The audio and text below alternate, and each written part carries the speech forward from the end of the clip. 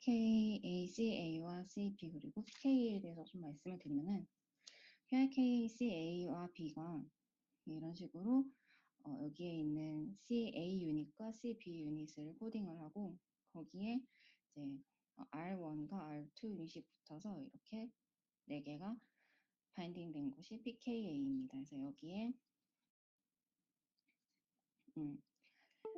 사이클릭 AMP 4개가 붙어서 이 inactivation 된 폼인 PKA가 CAMP, 사이클릭 AMP로 인해서 이제 카탈라이틱 알파 베타가 떨어져 나가고 액티베이션 된 형태로 바뀌게 됩니다. 기존의 PRKACA와 B에 대해서 알려져 있는 변이는 A에서는 하피 넘버 변이가 알려져 있는 게 있고 이게 큐신스 신드롬에서 알려져 있습니다. 그리고 튜머에서 소매틱 변이가 발견된 적이 있는 것으로 보고되어 있습니다. 그리고 PRKCA-B 같은 경우에는 역시 이제 튜머에서 소매틱 변이가 발견된 것으로 알려져 있습니다. 그래서 이 두 개가 구성을 하고 있는 PKA 같은 경우에는 굉장히 많은 곳에서 인트라셀룰러 메디에이터로 작용을 하고 있어서 여기에 문제가 생겼을 때 굉장히 많은 시그널링 패스웨이에 정상적으로 작동하지 않을 수 있습니다. 아까 앞에서 말씀드렸던 이제 사이클릭 AMP가 PKA랑 바인딩을 해서 액티베이션 된 뒤에 이제 그 이후로 진행이 되는 패스웨이 같은 경우에는 엔도크라인 시스템에서 굉장히 중심적인 역할을 하는 것으로 알려져 있고 그다음에 엣지옥 시그널링 패스웨이에도 중요한 역할을 하는 것으로 알려져 있습니다. 이 사람들이 지금 현재 어떤 질환으로 진단을 받은 사람들을 대상으로 스터디를 한 것이 아니라 기존에 앨리스 반 크레폴드 신드롬이나 아니면 웨이어스 신드롬에서 이걸 진단을 받은 사람들인데 피노타입이 살짝 이제 여기에 완벽하게 들어맞지는 않는 것으로 알려져 있습니다. 그래서 EVC나 이제 WAD로 진단을 받았거나 아니면 이제 어떤 신드롬으로 특별히 진단을 받지 않은 사람들을 대상으로 이제 엑소옴을 진행을 해서 거기에서 변이를 찾았는데 이제 가장 먼저 진행을 한 것이 이제 패밀리 1과 2에 대해서 진행을 했습니다. 그래서 패밀리 1과 2에 있는 사람들을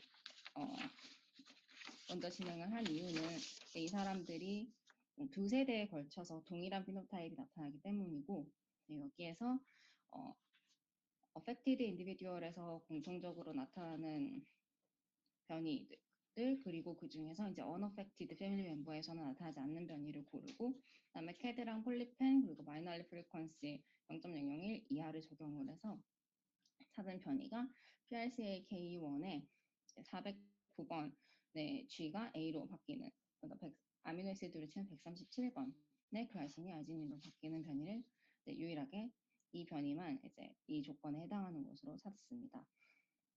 그리고 이제 이 변이가 패밀리 1과 2에서 공유되는 것을 확인을 하였고, 그리고 이제 패밀리 3에서도 이 변이가 똑같이 발견되는 것을 확인하였습니다. 근데 이제 뒤에 페디그리를 보여드릴 텐데, 패밀리 1과 2 같은 경우는 이렇게 두 세대에 걸쳐서 나타나고 있고, 그 다음에 여기 보시면은 패밀리 1 같은 경우에는 이 P1이라는 샘플에서 모자이크로 변이가 나타나고 있고, 그다음 패밀리 2에서는 정상 피노타입을 보이는 아버지에게서 모자이크 변이가 나타나는 것을 확인할 수 있었습니다. 그래서 이 사람들이 베리언트 알리 프랙션을 확인을 해봤는데 P2에서는 이제 0.16 정도로 나타나고 있었고, 그다음에 P1에서도 P2에서는 이제 unaffected 0.16이고 P1은 이제 환자입니다. 환자에서는 이제 0.28 정도의 frequency로 해당 변이가 모자이크로 나타나는 것을 확인할 수 있었습니다. 그 나머지 변이들도 생활 시퀀싱을 통해서 변이를 컨펌을 하였고, 그다음에 P4, 6, 7 같은 경우에도 이제 트리오 시퀀싱을 통해서 드노보 변이를 찾았는데 이 사람들은 이제 CA 진에서는 변이가 발견되지 않았고 다른 서브 유닛인 이제 C 베타를 코딩하는 CB에서 703번의 G가 C로 바뀌거나 아니면은 263번에 A가 G로 가는 거 아니면 262번에 C가 A로 가는 각각 다른 변이를 드노보로 찾을 수 있었다고 합니다. P5 같은 경우에는 이제 161번에 C가 T로 가는 변이를 찾았는데 보시면은 4번 같은 경우에는 이렇게 헤테로 나타나는 것을 확인할 수 있었고 그 다음에 6번에도 헤테로로 나타나는 것을 확인했고 7번에도 헤테로로 나타나는 것을 확인할 수 있었습니다. 그리고 P5 같은 경우에는 이게 모자이크로 나타나서 생활을 통해서 이제 컨펌을 할 수 있었습니다.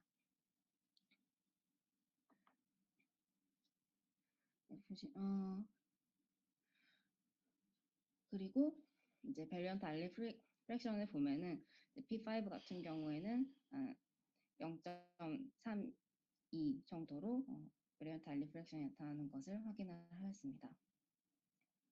이 변이들은 모두 다 이제 생어 시퀀싱으로 컨펌을 했고 그리고 이제 지노마드 같은 데서는 전혀 발견되지 않는 것을 확인할 수 있었습니다. 이렇게 보시면은 이제 여기 이 사람은 피노타입이 정상인데 이 변이를 가지고 모자이크로 가지고 있고 그다음에 이제 P1이나 아니 P5 같은 경우에는 똑같이 이제 모자이크로 가지고 있는데 이 사람들 피노타입이 나타나고 심지어 이제 P1 같은 경우에는 다음 세대로 유전이 된 것을 확인할 수 있었습니다.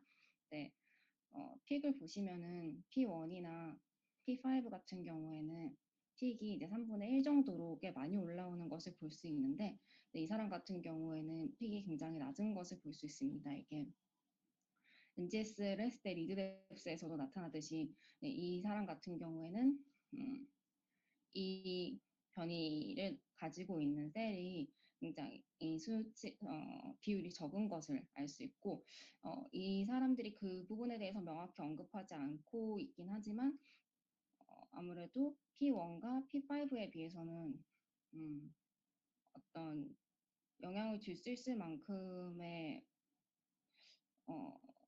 파워를 가지고 있는 것 같지는 않습니다.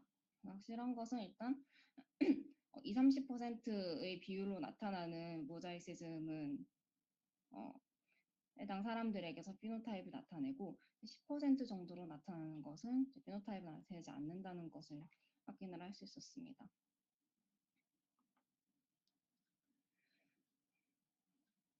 피노타입의 경우에는 대체로 이 사람들이 아까 앞에서 말씀드렸던 이제 EVC나 WAD랑 굉장히 비슷한 경향을 보였고 그다음에 이게 보시면은 이제 애초에 진단을 받을 때에는 WAD나 EVC로 많이 진단을 받은 것을 확인할 수 있습니다. 그래서 발견된 변이들은 이제 다음과 같고 대체로 다 드노보로 발견이 된 것을 확인할 수 있었습니다. 그래서 이 변이들에 대해서 펑셔널 스터디를 진행을 하였는데 먼저 이제 이 변이가 발견된 유전자들이 서브 유닛이기 때문에 그럼 이 서브 유닛들이 구성하는 프로테인이 제대로 작동을 하는지를 보기 위해서 구성하는 이제 pKa가 제대로 조합이 되는지를 확인을 하였습니다. 그래서 컨트롤과 환자를 비교를 하였을 때 이제 컨트롤과 비교해서도 전혀 문제 없이 pKa가 조립이 되는 것을 확인할 수 있었고 그리고 이게 이제 CA와 CB 그리고 거기에 바인딩하는 사이클릭 AMP들의 익스프레션을 확인을 한 것인데 대체로 다 큰 차이 없이 익스프레션이 나타나거나 오히려 이제 이 부분 익스프레션이 증가한 것을 볼 수 있고 그다음에 어떤 사이클릭 AMP는 다소 감소하는 것을 확인할 수 있었습니다. 그래서 익스프레션이 일단 크게 관여하는 것 같지는 않아서 그러면은 이런 경우에는 변이가 정상적으로 익스프레션이 되는 거기 때문에 그 다음에 이제 그러면 익스프레션 된 변이가 어떤 식으로 작용하는지를 살펴보기 위해서 이제 3D 스트럭처를 먼저 그려봤습니다. 이렇게 보시면은 위치가 이렇게 네 군데 표시된 것을 확인할 수 있고, 여기 초록색으로 표시된 이 부분과 그다음에 이 부분, 그리고 여기 이렇게 두 개가 이제 이 사람들이 찾은 변이입니다. 네. 여기 이렇게 변이가 생기면은 이쪽이 와일드 타입이고 이쪽이 변이가 생겼을 때인데, 보시면은 3D 스트럭처로 예상을 하였을 때 이게 좀 더 여기에 그 바인딩 포켓 같은 것이 더 타이트하게 여며지는 것을 볼 수 있습니다. 그래서 이러면 혹시 게이너 펑션이 나타나지 않을까 하고 생각하고 이 사람들이 이제 다음 실험을 준비를 했습니다. 그래서 이 실험은 와일드 타입과 이제 각각의 변이를 가지고 있는 이제 셀을 뮤탄세이스 시켜서 만든 다음에 거기에 사이클릭 AMP가 바인딩 했을 때에 어떻게 달라지는지를 확인한 결과입니다. 이쪽이 까만색이랑 파란색, 회색으로 된 것이 와일드 타입이고, 이제 빨간색, 초록색, 노란색으로 된 것이 이제 각각의 변이를 가지고 있는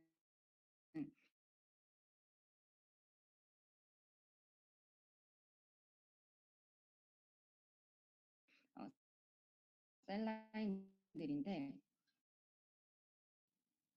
같은 경우는 아직 않은 변이는 와일드 타입에 비해서 이렇게 그 변이를 가지고 있는 경우에 바이딩이 훨씬 많이 일어나는 것을 확인할 수 있었습니다. 그리고 그래서 이 변이를 가지고 있으면 사이클릭 AMP가 훨씬 더 바인딩이 잘 일어나기 때문에, 그러면 액티베이션 되어 있는 pKa가 훨씬 많이 생성되는 것으로 설명을 할 수 있습니다. 그러면은 이제 pKa가 관련되어 있는 해지옥 시그널링 같은 경우에 어떻게 달라지는지 확인을 해봤는데, 이 pKa 같은 경우에는 해지옥 시그널링을 억제하는 역할을 합니다. 근데 이제 여기에 변이가 있는 것들이 바인딩 하게 되면은 해지옥 시그널링이 어떻게 달라지는지를 살펴봤는데, 이 그래프를 보시면 좀 더 확인하시기 쉬운데, 여기 보시면은 이쪽이 와일드 타입이고 이쪽이 변이가 있는 쪽입니다. 그리고 여기에 이제 플러스와 마이너스로 표시가 되어 있는 거는 이제 해당 시그널링 패스웨이를 스티뮬레이션 시켰을 때, 그리고 시키고 난 뒤에 어떻게 달라지는지를 확인을 하면 되는데, 이제 와일드 타입에 비해서 계속 그 변이가 생겼을 때에 훨씬 이제 여기가 증가하는 것을 확인을 할 수 있습니다. 그래서 해쪽 시그널링 패스웨이가 이 변이로 인해서 이제 이런 식으로 정상적으로 작동하지 않는다는 것을 확인할 수 있었습니다. 정리를 해서 말씀드리면은 이 사람들이 처음에 EVC나 WAD로 진단을 받았던 사람들인데 피노타입이 미묘하게 다르고, 그 다음에 기존의 EVC로 진단받을 때 이제 알려져 있는 유전자들에게서 변이가 나타나지 않아서 이 사람들이 어떤 변이를 가지고 있는지를 확인해 보려고 시퀀싱을 했고, 그리고 분석을 해본 결과 이제 PRCK, GA와 CB에서 공통적으로 변이를 갖는 것을 확인을 할 수 있었습니다. 그래서 이것은 이제 pKa를 구성하는 서브 유닛인데, 그래서 3D 스트럭처를 그려보고 그다음에 이제 바인딩 어피니티를 확인을 해본 결과 이 변이들을 가지고 있을 때 와일드 타입에 비해서 훨씬 바인딩 어피니티가 증가해서 게이너 펑션이 된다는 것을 확인할 수 있었고, 그래서 그에 따라서 훨씬 패스웨이가 더 많이 작동을 하게 되고, 그리고 해지옥 시그널링 패스웨이를 억제하는 데에도 크게 관여하는 것으로 확인을 하였습니다. 저는 이 저널에서 이제 보통 모자익 베리언트가 나왔을 때 이제 그게 유전이 되는 것을 이렇게 딱 페디그리로 확인을 하는 게 쉽지 않은데, 이게 모자익 변이가 굉장히 이 스터디에서만 3명인데 이 정도면 굉장히 많은 비율로 확인이 된 것 같습니다. 그래서 이렇게 모자익으로 발견된 변이들도 모자이크로 가지고 있는 사람들 중에서도 이게 비율이 높으면 충분히 이제 피노타입이 나타날 수 있고 그게 이제 헤테로로 자손에게 유전이 되었을 때에도 피노타입이 동일하게 나타나는 것을 확인할 수 있었다는 점이 좀 흥미로웠습니다. 저는 발표 여기까지입니다.